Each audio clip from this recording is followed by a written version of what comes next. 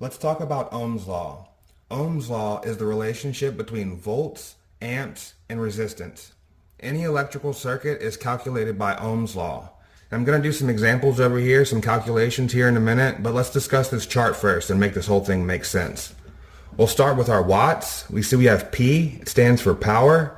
For volts, we have V. Sometimes you'll see that as E, meaning electromotive force, but it's just a fancier word. It's talking about volts. For amps, we have I, meaning intensity or current. And for ohms, we have R, meaning resistance. Amps times resistance will give us volts. Let's say we're looking for resistance. We see volts divided by current will give us resistance. So volts divided by current, or amps, will give us resistance. Let's say we're looking for amps. We have volts divided by resistance will give us amps. It's just like any other math equation. When you're going left to right, you're multiplying. When going top to bottom, you're dividing. All right, so we have 120 volts on this circuit and we have 10 amps. We're trying to find resistance.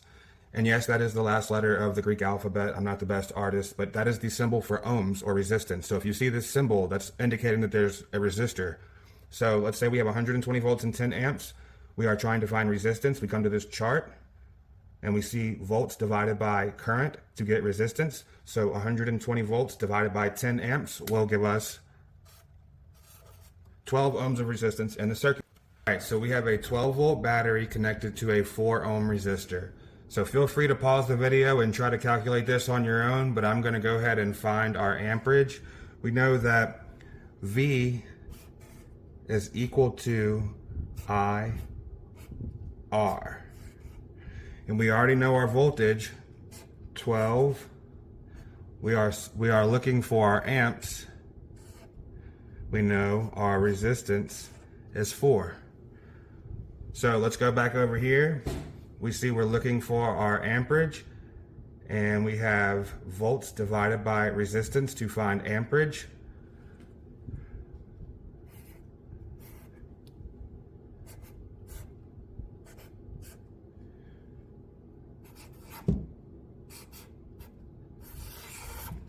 Three amps. Let's move on to something a little trickier. So we have 3 resistors connected in series to a 60 volt battery.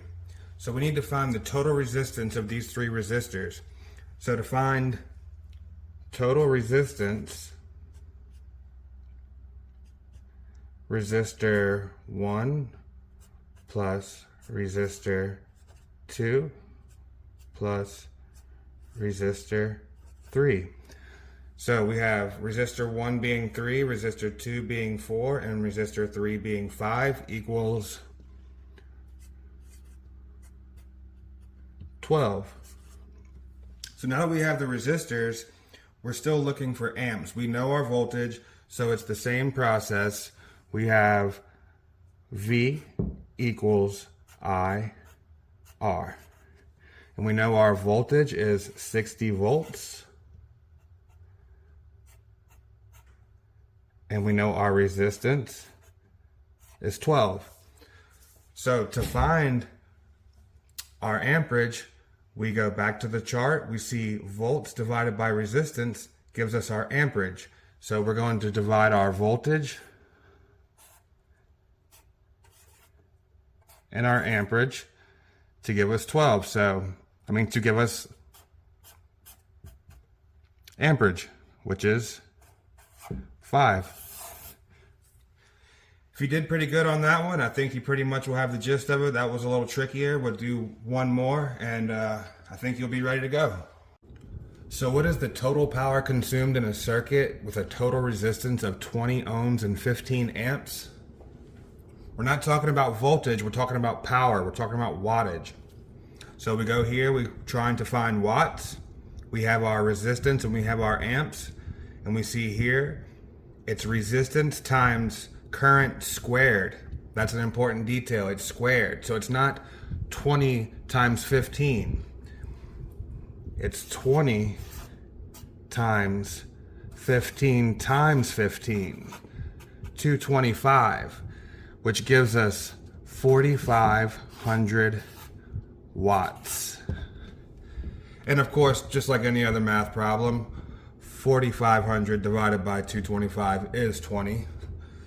So I think y'all have it. I'm glad y'all stopped by. Thanks again, but don't go too far. I have more electrical discussion coming your way.